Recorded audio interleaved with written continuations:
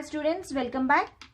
Coming to the next topic, that is the minimization of the DFA. So far you have seen so many topics on this non-deterministic and deterministic finite automata, converting NFA to DFA, and to find whether the two finite automatas are equivalent or not. Now let me explain you the minimization of deterministic finite automata. So is it required to minimize the DFA? Obviously. So if you are doing some work, means try to reduce the work. So the more that reduce your work, the more you can get the free time and you can think for the another thing. In the same way, the more you can minimize the automata machines, the more it can work, the more it can capable of doing this work. So the minimization of DFA means reducing the number of states from a given finite automata. So here the minimizing means we are going to reduce the number of states that are participating in the deterministic finite automata. If suppose 7 states are there in deterministic finite automata, try to reduce the states and make it 3 or 4. If even though it reduced to 6 also, it's somewhat better when compared to the previous state. Okay, so now let's see the steps that has to follow for minimizing the DFA. So in this video, I just give the algorithm, that is the basic steps that you need to follow for minimization, and the next video I'll explain with an example. Okay, so let me try to explain the algorithm. Minimization of deterministic finite automata. The first step, what you have to do, remove all the states that are unreachable from initial state via any set of transition. What it mean? Suppose if Q1 is the initial state, okay, some Q1, it has to reach all the states. It has to reach all the states that are participating in the network. Okay, so like this. Let me take. Okay, so here 1, 2, 3, 4 different states are there. So here first is remove all the states that are unreachable. So here from Q1, 1 is reaching. Okay, if Q1 wants to reach 4, it can reach via any set of transitions. So from 1 to 4 it is going to reach. Okay, if we want to reach 2, it can reach. If it want to reach 3, it can reach. It want to reach 4, it can reach. Suppose here this direction is like this. Okay, so this is the 4 and it is coming. So here remove all the states that are unreachable. So from Q1 to I want to go to 4. So can I go? This way it is not possible. Now let's check here. From 2 to 3. Okay, 3 to 1 I can go, but 3 to 4 I can't go because 4 is coming to 3 side. So here the 4 is unreachable. So just remove that 4 from the transition. So that is the first step.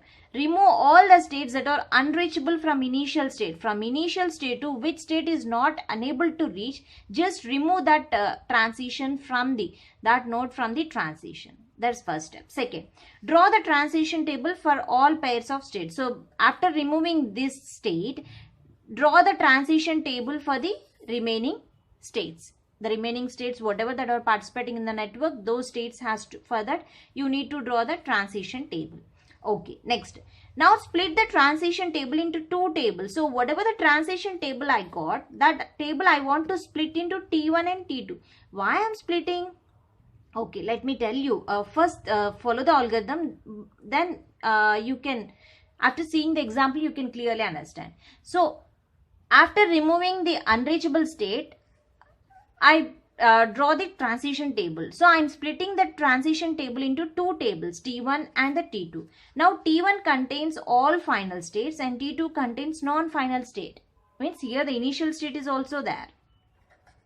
Non-final state and initial state. So T1, suppose in a deterministic finite automata, you can get one or more final state. That we know that.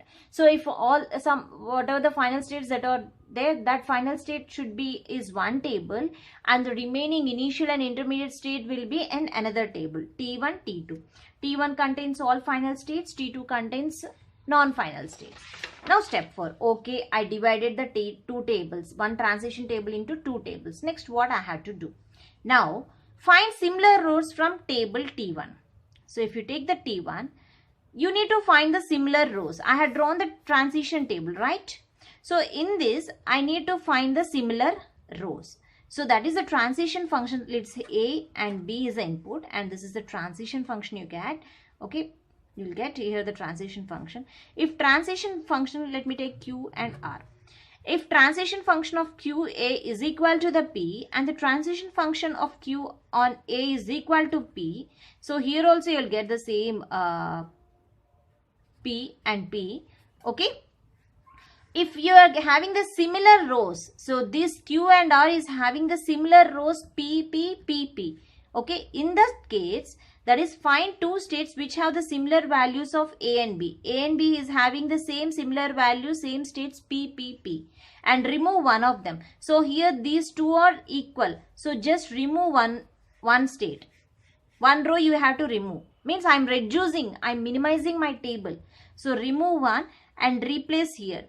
Repeat step 3 until we find no similar rows available in T1. So in the same way, repeat step 3 and 4 for table T2 also, because I divide the table into two tables. One contains the final states and another contains the non-final states. So after removing the same rows, you will get a new tables. Now combine the reduced T1 and T2 tables, and finally the transition table of minimized deterministic finite automata you will get. Okay, so this is an algorithm for the minimizing. So in the next video, I'll explain with an example by taking these steps. Okay, thank you.